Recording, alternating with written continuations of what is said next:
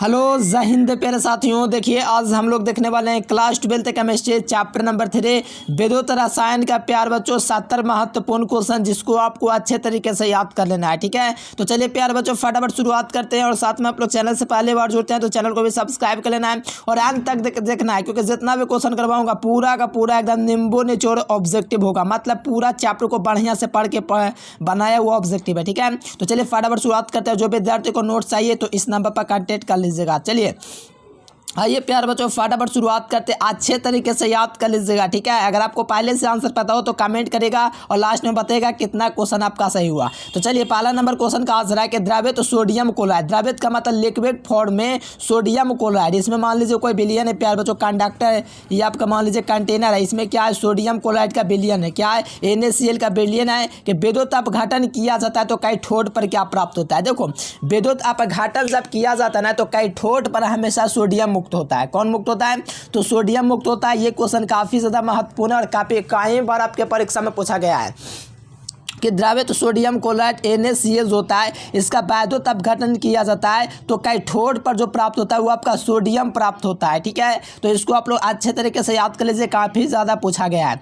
चलो फैराडे का जो द्वितीय नियम है मेरे प्यार बच्चों, इसका संबंध किससे है। तो फैराडे का दूसरा नियम क्या था प्यार बच्चों, E1/E2 बराबर में क्या था, W1/W2 और क्या था, यही था फैराडे का द्वितीय नियम प्यार बच्चों। किससे संबंधित है बताइए, तो इलेक्ट्रोलाइट के समतुल्य भार से संबंधित है कि नहीं, यानी कि विद्युत अपघट्य के समतुल्य भार E1/E2 ये है कि नहीं बताइए। यानी कि इलेक्ट्रोलाइट के समतुल्य भार से संबंधित होता है फैराडे का दूसरा का नियम। ठीक है, और पहल का नियम क्या होता है, ZCT आपका होता है प्यारे बच्चों, ये होता है क्या, पहला नियम, सॉरी दूसरा नियम होता है फैराडे का।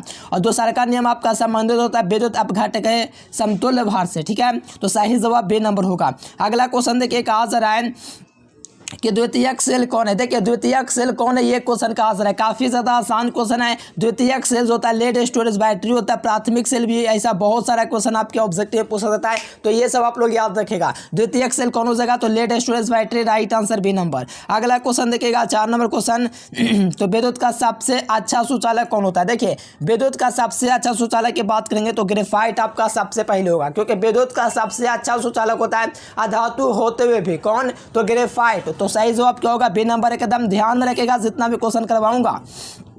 चलिए कहा जा रहा है प्यार बच्चों नेक्स्ट क्वेश्चन 5 नंबर के प्रबल ऑक्सीकारक कौन होता है। देखिए प्रबल ऑक्सीकारक जो होता है प्यार बच्चों वो आपका फ्लोरीन होता है। कौन होता है, प्रबल ऑक्सीकारक कौन होता है, तो फ्लोरीन होता है। ये आगे के चैप्टर में भी आपको मिलेगा देखने को, क्योंकि ये प्यार बच्चों फ्लोरीन जो होता है ये एक प्रकार का हाइलोजन होता है। ये भी हाइलोजन है, ये भी हाइलोजन है, ये भी हाइलोजन है, लेकिन प्रबल ऑक्सीकारक जो होता है मेरे प्यार बच्चों वो आपका फ्लोरीन होता है। तो सही जवाब जो होगा बी नंबर होगा। ठीक है, डी नंबर।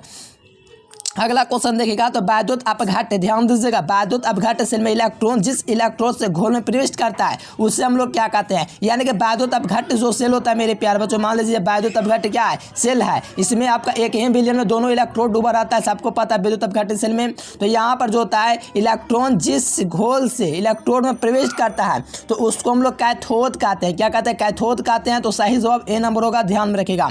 और एनोड पर हमेशा ऑक्सीकरण होता है, कैथोड पर हमेशा क्या होता है, अपचयन होता है। ठीक है, तो ये सब आप लोग अच्छे तरीके से याद करो, ये आपके परीक्षा में आते हैं क्वेश्चन, काफी ज्यादा घुमा के पूछा, बहुत बढ़िया चैप्टर है ये। ठीक है, और साथ में सब्जेक्टिव क्लास जरूर से कर लीजिएगा और साथ में चैनल को सब्सक्राइब कीजिएगा तो मिलेगा भी। देखिए 7 नंबर क्वेश्चन का आंसर है कि एक फैराडे विद्युत धारा प्रवाहित करने पर प्राप्त मात्रा क्या कहलाती है। तो देखिए एक फैराडे विद्युत धारा प्रवाहित करने पर दोस्तों प्राप्त जो मात्रा होती है वो आपका 1 ग्राम समतुल्य कहलाती है। क्या कहलाती है, 1 ग्राम समतुल्य कहलाता है। क्या, तो एक फैराडे विद्युत धारा प्रवाहित करने पर प्राप्त मात्रा क्या कहलाएगा, तो हमेशा ध्यान में रखिएगा 1 ग्राम समतुल्य कहलाएगा। सही जवाब जो होगा ए नंबर होगा, ध्यान रखिएगा। ठीक है, तो चलिए अगला क्वेश्चन देखा जाए 8 नंबर क्वेश्चन तो विद्युत अपघटन, ध्यान दीजिएगा प्यार बच्चों, विद्युत अपघटन का दोस्तों जो नियम है किसने दिया था, तो ये हमेशा याद रखिएगा विद्युत अपघटन का नियम दोस्तों फैराडे दिया था। और कुछ विद्यार्थी कमेंट करेंगे बार बार कि सर जी इसका राइट आंसर थोड़ा सुधार लीजिए, सी नंबर होगा। मेरे प्यारे लाल मैं आपको बोल रहा हूँ ना कि एक फैराडे विद्युत धारा प्रवाहित करने पर दोस्तों जो मात्रा जो कहलाती है वो 1 ग्राम समतुल्य कहलाता है। और विद्युत रासायनिक तुल्यांक क्या है वो भी मैंने आपको करवाया है परिभाषा में। ठीक है, तो थोड़ा ध्यान से देखो और ध्यान से लगाओ। देखो यहाँ पर कहा जा रहा है कि इसका विभव सबसे अधिक होता है, यानी कि किसका जो ऑक्सीडेशन पोटेंशियल होता है सबसे अधिक होता है। तो ऑक्सीडेशन पोटेंशियल की बात करें सबसे अधिक की बात, तो मैंगनीज का सबसे अधिक होता है विभव। किसका? मैंगनीज का। क्या सर जी मैंगनीज? हाँ मेरे प्यारे लाल, मैंगनीज होता है ना, इसका सबसे ज़्यादा होता है ऑक्सीकरण विभव। ठीक है, तो सही जवाब डी नंबर होगा। अगला क्वेश्चन 10 नंबर क्वेश्चन कहा जा रहा है कि विद्युत अपघटन चालकता मापक है। देखिए विद्युत अपघटन जो चालकता है प्यारे बच्चों किसका मापक है? तो हमेशा याद रखिएगा विभव का। किसका मापक है? विद्युत अपघटन चालकता जो प्यारे बच्चों किसका मापक है? तो हमेशा याद रखिएगा विद्युत विभव का मापक, यानी कि विभव का मापक होता है। ये थोड़ा सा ध्यान रखिएगा। ठीक है, आसान क्वेश्चन है, एकदम आसान। देखो विद्युत रासायनिक तुल्यांक का मात्रक क्या होता है? ये और भी आसान क्वेश्चन है। विद्युत रासायनिक तुल्यांक का मात्रक हमेशा याद रखिएगा ग्राम होता है। क्या होता है? विद्युत रासायनिक तुल्यांक का जो मात्रक होता है क्या होता है? ग्राम होता है। याद रखिएगा प्यारे बच्चों, काफ़ी ज़्यादा महत्वपूर्ण क्वेश्चन है आपके परीक्षा के लिए, तो इसको अच्छे तरीके से याद कर लीजिए। जितना क्वेश्चन करवाता हूँ ना एकदम धुआं करके याद कर लो। देखो ये क्वेश्चन तो आज ही मैंने करवाया कि गैल्वेनिक सेल में आइनोड होता है सेकंड बैच में। तो गैल्वेनिक सेल में जो होता है प्यारे बच्चों आइनोड क्या होता है, बस यही याद रहेगा ना तो आपको सारा चीज़ याद हो जाएगा। पहली बात तो गैल्वेनिक सेल किसको कहा जाता है? विद्युत रासायनिक सेल को ही कहा जाता है। इसको वोल्टेज सेल भी कहा जाता है। तो गैल्वेनिक सेल में आइनोड जो होता है ऋणात्मक इलेक्ट्रोड का होता है। ध्यान से देखिए, बहुत नंबर का क्वेश्चन परीक्षा में पूछेगा। तो देखो गैल्वेनिक सेल में क्या होता है, पहली बात तो गैल्वेनिक सेल में जो होता है अलग अलग विलयन में अलग अलग इलेक्ट्रोड होता है। मान लीजिए इसमें मान लीजिए कैथोड है, तो इसमें आपका क्या आइनोड है, अलग अलग विलयनों में रहता है। और इससे को संतुलित करने के लिए क्या होता है, इसमें विद्युत रासायनिक तुल्यांक होता है और इसके सिरों पर विभवांतर लगा होता है। तो सुनिए गैल्वेनिक सेल में आइनोड जो होता है ऋणात्मक होता है, कोई दिक्कत नहीं है। लेकिन गैल्वेनिक सेल में कैथोड पॉजिटिव होता है, यानी गैल्वेनिक सेल में आइनोड ऋणात्मक है तो अपघटन सेल में आइनोड धनात्मक होगा। इतना तो आपको पता है, इतना कॉमन सेंस होगा कि एक दूसरे का विपरीत होता है। तो सही जवाब क्या होगा? ऑप्शन नंबर ए होगा। अगला क्वेश्चन देखिएगा 13 नंबर क्वेश्चन, सेल जिसमें रासायनिक ऊर्जा को, ये भी क्वेश्चन करवाया हूँ, सेल जिसमें रासायनिक ऊर्जा को विद्युत ऊर्जा में बदला जाता है उसको क्या कहेंगे?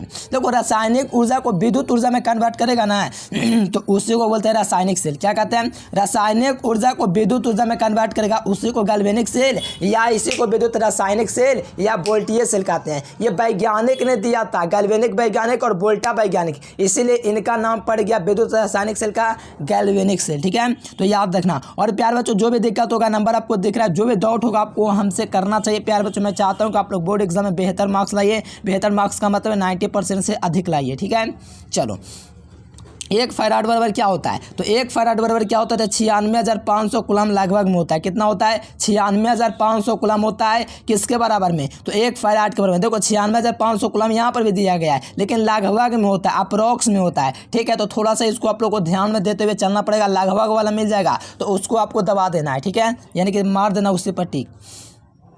एक फैराडे की इकाई क्या होती है? तो एक फैराडे की इकाई कूलम प्रति मोल होती है। क्या होती है? कूलम प्रति मोल होता है। किसकी इकाई? तो एक फैराड की इकाई। ठीक है, बहुत महत्वपूर्ण क्वेश्चन है प्यारे बच्चों, थोड़ा ध्यान में रखना और परीक्षा के लिए काफ़ी ज़्यादा महत्वपूर्ण है। और एम्पीयर धारा का मात्रक होता है, और कोई तो ऑप्शन है ही नहीं कि जिससे हम लोग बात कर सकें, है ना? हाँ बिल्कुल सर, मज़ा आ रहा है, एकदम भौकाल मचा देना है। अगला क्वेश्चन देखिएगा 16 नंबर क्वेश्चन। ये क्या यार, कैसा क्वेश्चन, एकदम इतना लंबा चौड़ा रहेगा तब तो हम भी हैंग कर जाएंगे। विद्युत धारा जब किसी चालक से इलेक्ट्रोड द्वारा प्रवाहित होता है, देखिए जब विद्युत धारा इलेक्ट्रॉनों से प्रवाहित होता है, चालक से इलेक्ट्रॉनों द्वारा, तो उसको हम लोग क्या कहते हैं? तो उसको हम लोग बोलते हैं धात्विक चालक। क्या बोलते हैं? धात्विक चालक। किसके द्वारा? इलेक्ट्रॉनों के द्वारा हो। और जब आयनों के द्वारा होता है तो उसको हम लोग बोलते हैं विद्युत अपघट्य। ठीक है, लेकिन ये इलेक्ट्रॉनों के द्वारा हो रहा है इसलिए धात्विक चालक। Option number A. सेल स्थिरांक किया तो मैंने पढ़ाया है आपको बढ़िया से कि सेल के, देखिए मैंने आपको पढ़ाया है प्यारे बच्चों, बढ़िया से पढ़ाया है। ठीक है, सेल स्थिरांक क्या होता है? जैसे कि मान लीजिए ये आपका क्या, एगो इलेक्ट्रोड इसी है, एगो इलेक्ट्रोड ये है। ठीक है, इसका अनुप्रस्थ का कट का मान लीजिए क्षेत्रफल है। इलेक्ट्रोड ऐसा ही ना होता है, बताइए ऐसा ही ना होता है। और बीच की दूरी मान लीजिए इसका एल है, तो इसका परिभाषा होता है किसी सेल के दोनों इलेक्ट्रोड के बीच की दूरी एल और इसके अनुप्रस्थ काट के क्षेत्रफल के अनुपात को सेल स्थिरांक कहते हैं। एक से बराबर सूचित करते हैं ना, तो दोनों इलेक्ट्रोडों के बीच की दूरी क्या, एल है, और इसके अनुप्रस्थ काट का क्षेत्रफल, इसका जो इलेक्ट्रोड होता है इसका अनुप्रस्थ काट का क्षेत्रफल है, उसी के अनुपात को सेल स्थिरांक कहते हैं। और इसका मात्रक होता है सेंटीमीटर इनवर्स। तो यहाँ से मिला लीजिए प्यार बच्चों, ऑप्शन नंबर ए इसका बिल्कुल सही जवाब हो जाएगा। एकदम अच्छे तरीके से याद कर लीजिए और एग्जाम में एकदम भौकाल टाइट करके एकदम धुआं कर दीजिए। ठीक है, एकदम आसान क्वेश्चन है, अच्छे तरीके से याद कर लो। अगला क्वेश्चन आ जाओ। विद्युत अपघटन में निक्षेपित आयनों की मात्रा निर्भर नहीं करता है। देखिए विद्युत अपघटन में निक्षेपित आयनों की जो मात्रा होता है किस पे डिपेंड नहीं करता है, देखो समय पर डिपेंड भी करता है, विद्युत रासायनिक तुल्यांक पर, विद्युत धारा पर भी। फार्मूला में मैंने करवाया विद्युत अपघटन में निक्षेपित आयनों की मात्रा निर्भर नहीं करता है, तो प्रतिरोध पर डिपेंड नहीं करता है, इसीलिए इसका राइट आंसर नंबर हो जाएगा। और सभी बच्चे चैनल को सब्सक्राइब करके बेल नोटिफिकेशन कर लीजिएगा। कर ली हैं? यस सर कर लिए हैं। बहुत बढ़िया प्यार बच्चों, एकदम इसी प्रकार से सब्सक्राइब ललका दबा के मन हल्का करके रखिएगा। अगला देखिए विद्युत अपघटन का उपयोग किया जाता है। देखिए विद्युत अपघटन का उपयोग मैंने लिखवाया है कि इसका उपयोग विद्युत शोधन में किया जाता है और साथ ही साथ विद्युत लेपन में भी किया जाता है। तो ये सब क्या विद्युत अपघटन का उपयोग है, ठीक है। और भी बहुत सारा उपयोग है, ठीक है। विद्युत लेपन, विद्युत शोधन, ये सब चीज़ में उपयोग होता है। अगला देखिए निम्नलिखित में जो कौन अवरोधक है। देखिए यहाँ पर आपका ब्लॉकर पूछा, यानी कि अवरोध उत्पन्न करे, यानी कि अवरोध। डायमंड, हाँ बहुत बढ़िया मेरे प्यार बच्चों, डायमंड हो जाएगा। क्या हो जाएगा? डायमंड। तो सही जवाब क्या होगा? सी फॉर चेन्नई। बहुत बढ़िया, इसी प्रकार धुआंधार आप लोग आंसर देते रहिए। जंग लगने से बचाने के लिए कौन से धातु का ऑक्साइड 200 बचाओ परत का निर्माण करता है? बताओ, पता है किसी को? नहीं सर, पता कर लीजिए प्यार बच्चों। जंग लगने से बचाने के लिए कौन से धातु का ऑक्साइड बचाओ सतह का कार्य करता है? तो वो आपका एल्युमिनियम का कार्य करता है। एल्युमिनियम जो होता है, जैसे कि कोई धातु है, अगर जंग लगने से बचाना है तो उसका ये लेपन कर दीजिए। किसका? तो एल्युमिनियम का। किसका प्यारेलाल? एल्युमिनियम का, ठीक है। एल्युमिनियम का जैसे ही लेपन हो जाएगा ना, तो ऑक्साइड जो है बचाव हो जाएगा, उस पर जंग नहीं लगेगा, ठीक है। तो सही जवाब डी नंबर। बेलियन की चालकता मापक होता है। देखिए बेलियन की जो चालकता होती है, जैसे बेलियन की चालकता मान लीजिए, इसमें बेलियन की जो चालकता है किसके समानुपाती होते हैं? इनके बेलियन की जो चालकता होती है वो किसके समानुपाती इसमें होता है? तो इसमें आयनों की संख्या, यानी कि आयन में जो संख्या होगा ना, आयनों की संख्या, उसके समानुपाती होता है बेलियन की चालकता, ठीक है। तो सही जवाब बी नंबर होगा। बहुत बढ़िया क्वेश्चन है।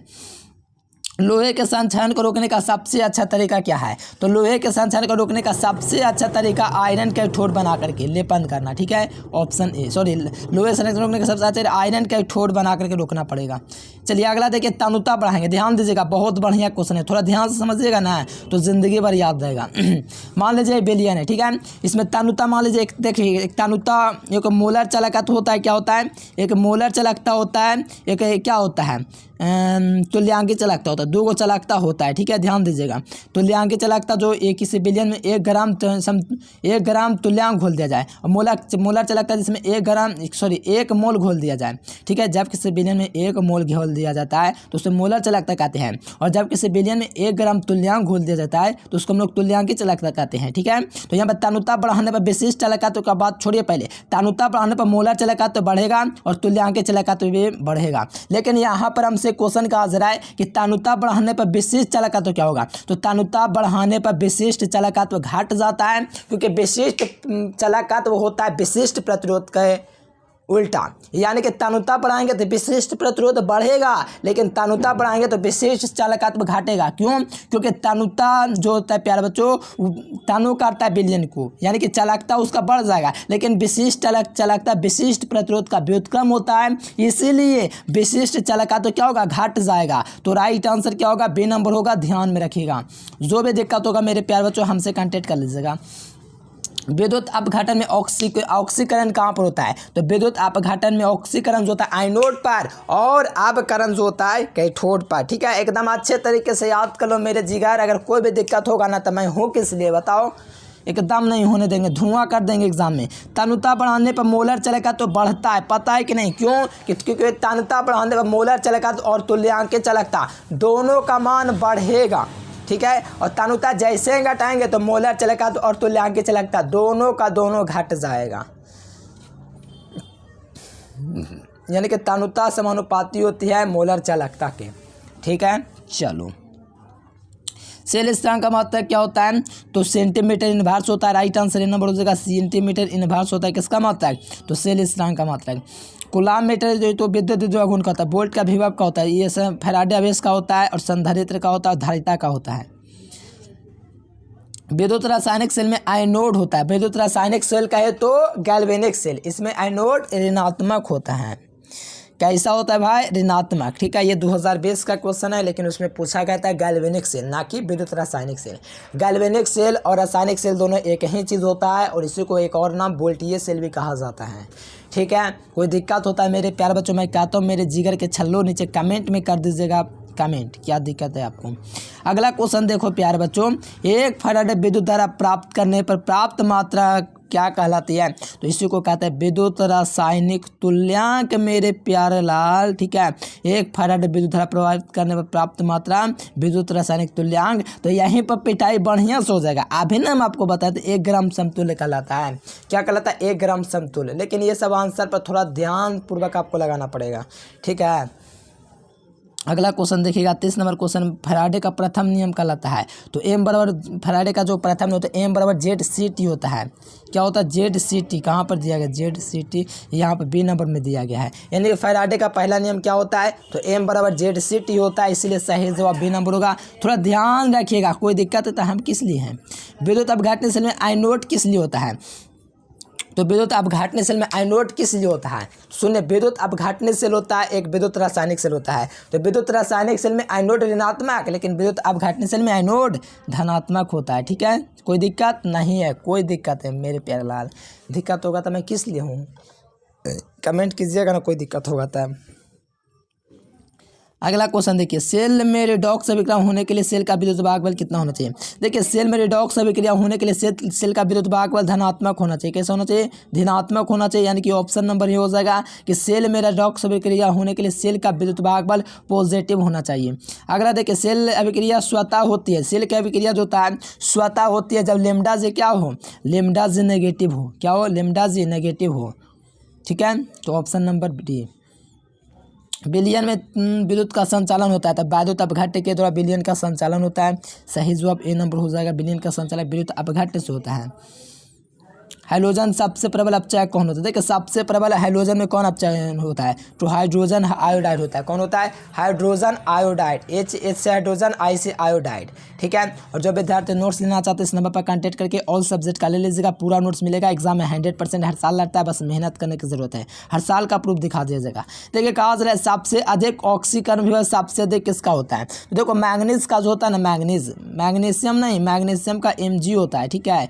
ये आपका Mn है। Mn का होता है मैग्नीज। और मैग्नीज के दोस्तों जो ऑक्सीकरण अवस्था जो होता है सबसे अधिक प्रदर्शित करता है। मैग्नीज सबसे अधिक ऑक्सीकरण अवस्था प्रदर्शित करता है।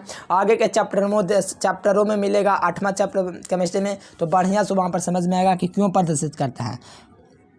चलिए अगला क्वेश्चन देखिए, 37 नंबर क्वेश्चन, किसी पदार्थ के अभिक्रिया करने के दर निम्नलिखित में से किस पर निर्भर करता है? तो हमेशा सक्रिय भार यानी सक्रिय मात्रा पर निर्भर करता है।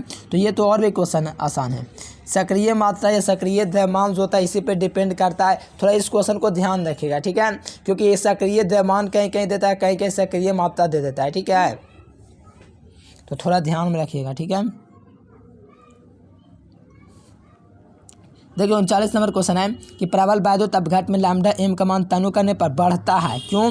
क्योंकि देखिए, प्रबल वैद्युत अपघट्य के बाद जब ये करता है तो लैम्डा एम जो होता है, टैनो लैम्डा एम जो होता है, ये तनु करने पर हमेशा बढ़ता है। यानी कि समानुपाती होता है, इसलिए तनु करने पर सीधे रूप से क्या होता है? बढ़ जाता है। 40 नंबर है कि फोटोग्राफिक फिल्म में किसका आवश्यक घटक होता है? फोटोग्राफिक जो होता है किसका आवश्यक घटक होता है प्यारे स्टूडेंट्स, ठीक है। तो यहाँ पर बता दीजिए सिल्वर ब्रोमाइड का होता है। किसका होता है? फोटोग्राफिक फिल्म में किसका आवश्यक घटक होता है? तो सिल्वर ब्रोमाइड का होता है, इसीलिए आपको थोड़ा ध्यान में रखना पड़ेगा। Right answer B number. Photographic film में किसका आवश्यक घटक होता है? तो याद रखना सिल्वर ब्रोमाइड। फॉर्मूला क्या होता है? AgBr, Ag से सिल्वर, B से ब्रोमाइड, ठीक है। स्वार्थिक चालकता किसकी मापक होती है? तो स्वार्थिक चालकता जो होते हैं प्यारे बच्चों चांदी की होते हैं। किसकी होते हैं? चांदी की। स्वार्थिक चालकता किसकी होती है? चांदी की। Right answer C number. अगला क्वेश्चन देखिए, प्रतिरोध के प्रतिलोम को क्या कहते हैं? तो प्रतिरोध के प्रतिलोम को हम लोग कहते हैं चालकता। क्या कहते हैं? चालकता। क्या कहते हैं प्यारेलाल? प्रतिरोध के व्युत्क्रम को चालकता और विशिष्ट प्रतिरोध के व्युत्क्रम को विशिष्ट चालकता यानी प्रतिरोधकता, ठीक है। तो इसको ध्यान में रखिएगा, ऑप्शन नंबर ए।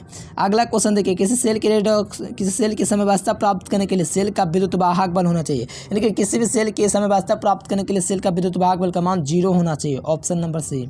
अगला देखिएगा 44 नंबर क्वेश्चन, किसी अर्ध सेल का इलेक्ट्रोड विभव निर्भर करता है। तो धातु के प्रकृति पर सेल में विद्युत आयन की सांद्रता पर, तापक्रम पर उपयुक्त सभी लगा दीजिए। क्या लगा दीजिए? उपयुक्त सभी। 45 नंबर क्वेश्चन है कि वैद्युत अपघट्य में निक्षेपित आयनों की मात्रा निर्भर नहीं करती है। तो प्रतिरोध पर निर्भर नहीं करती है। 96,500 कूलम से कॉपर सल्फेट का विलयन मुक्त होता है तो कितना ग्राम तांबा होता है? कितना ग्राम कॉपर होता है? तो 31.76 ग्राम कॉपर होता है। किसी तनु विलयन का अनुसंख्यक गुणधर्म निर्भर करता है। तो किसी भी तनु विलयन का जो अनुसंख्यक गुणधर्म होता है मेरे प्यारे लाल, ये आपका विलय के कणों की संख्या पर निर्भर करता है। यहाँ पर नहीं है, यहाँ पर विलय के कणों की संख्या पर निर्भर करता है। Right answer C number. अगला देख लीजिए, खराब सुचालक कौन है? खराब सुचालक जो मतलब कि विद्युत का चालक नहीं होता है। यहाँ पर देगा सोडियम एसीटेट, ये तो चलेगा। यहाँ पर देखा इथाइल अल्कोहल, तो ये वाला जो है खराब चालक है। सोडियम क्लोराइड बढ़िया से घुल जाता है, पोटेशियम हाइड्रोक्साइड ये भी घुल जाता है। लेकिन यहाँ पर जो इथाइल अल्कोहल दिएगा ये बिल्कुल सही जवाब होगा, क्योंकि खराब चालक है। विशेष चालक का तो जो होता है विशिष्ट प्रतिरोध का उल्टा होता है। विशिष्ट प्रतिरोध का मात्रक ओम इनवर्स सीएम होता है, ठीक है। इसका उल्टा हो जाएगा ohm inverse cm inverse. Ohm inverse cm inverse right answer C number. विशेष चालकत्व का इकाई, मोलर चालकता की इकाई क्या होती है? तो कई बार मैं आपको करवाने निकाल के मैंने सिखा दिया बढ़िया से। ओम इनवर्स सीएम की घात 2 और मोल इनवर्स जो होता है ये इसका मात्रक हो जाता है। किसका? मोलर चालकता का। अब तुल्यांक चालकता भी आएगा, कमेंट करने के लिए तैयार रहना। तो यहाँ पर तापमान में वृद्धि के साथ धातु की चालकता बढ़ती है। क्यों? तापमान में वृद्धि करेंगे तो धातु की चालकता बढ़ जाएगा। क्यों बढ़ेगा? क्योंकि आपको पता है कि तापमान में वृद्धि होती है तो धातु की चालकता इसीलिए बढ़ती है, क्योंकि आप लोग जैसे कि कोई पानी को गर्म करते हो तो देखते हो बुलबुला छोड़ने लगता है, यानी कि उसकी चालकता बढ़ जाती है, तब ना ऐसा होता है। वैक्यूम करेक्ट करना है। कोलोस का नियम क्या होता है? तो सबको पता है कि अनंत तनुता पर, सब्जेक्टिव नहीं ऑब्जेक्टिव है, अनंत तनुता पर किसी विलयन की चालकता 2 मानों के योग के बराबर होता है, जिसमें से एक धन आयन तथा दूसरा ऋण आयन होता है। अनंत तनुता पर किसी विलयन की मोलर चालकता 2 मानों के योग के बराबर होता है, जिसमें से एक धन आयन और दूसरा ऋण आयन होता है। सॉरी प्लस बीच में होगा, प्लस छूट गया था, ये होता है। रुको एक बार और लिख देता हूँ। लैम्डा एम जो होता है अनंत से लेके एम तक होता है, और ये लैम्डा एम प्लस में और यहाँ पर लैम्डा एम माइनस में, ठीक है। इस प्रकार से होता है। तुल्यांकी चालकता का मात्रक बता दो। तुल्यांकी चालकता का जो मात्रक होगा वो क्या होगा? अभी मैंने बोला था कि थोड़ा देर में आएगा तुल्यांकी चालकता का नियम, ठीक है। इसका मात्रक होता है ओम इनवर्स सीएम की घात 2 और यहाँ पर इक्वालेंट इनवर्स, ठीक है। Right answer option number A होगा। विद्युत रासायनिक विद्युत अपघटन में मोलर चालकता तनु करने पर क्या होगा? बताइए, ये क्वेश्चन कितना बढ़िया है। देखिए यहाँ पर विद्युत अपघटन मोलर चालकता तनुकरण द्वारा वृद्धि का मान क्या होता है? आयनिक कर्षण वृद्धि, आणविक कर्षण में वृद्धि, विद्युत अपघटन के संगुणन की मात्रा में वृद्धि, इनमें से सभी होगा। देखिए प्राप्त करने पर ग्राम समतुल्य कहलाता है। Option number A last question रहेगा, क्योंकि और थोड़ा टाइपिंग करना पड़ेगा। विद्युत अपघटन में ऑक्सीकरण अपचयन क्रमशः किसमें होता है? तो विद्युत अपघटन में ऑक्सीकरण एनोड पर और अपचयन कैथोड पर होता है, ठीक है। बहुत पहले भी बताएं, बहुत बढ़िया से। और भी थोड़ा क्वेश्चन छूट गया, और भी ऐड करना चाहिए, लेकिन क्या करें पेरेंट्स स्टूडेंट थोड़ा काम पड़ जाता है, इसीलिए नहीं कर पाए, ठीक है। तो सभी बच्चे चैनल को सब्सक्राइब करके बेल नोटिफिकेशन दबा लीजिएगा। और जो विद्यार्थी नोट्स लेना चाहते हैं, ठीक है, तो इस नंबर पर जो आपको दिख रहा है इस नंबर पर कॉन्टैक्ट करके ऑल सब्जेक्ट का नोट्स लीजिए, अभी आपको मिल जाएगा, ठीक है। तो कॉन्टैक्ट कर लीजिए, ठीक है। और वीडियो पसंद है तो लाइक सब्सक्राइब जरूर कीजिएगा, क्योंकि ऑल सब्जेक्ट का इसी प्रकार से आपको ऑब्जेक्टिव सब्जेक्ट के सारा चीज़ मिलेगा, ठीक है। Thanks for watching this video. जय हिंद, वंदे मातरम।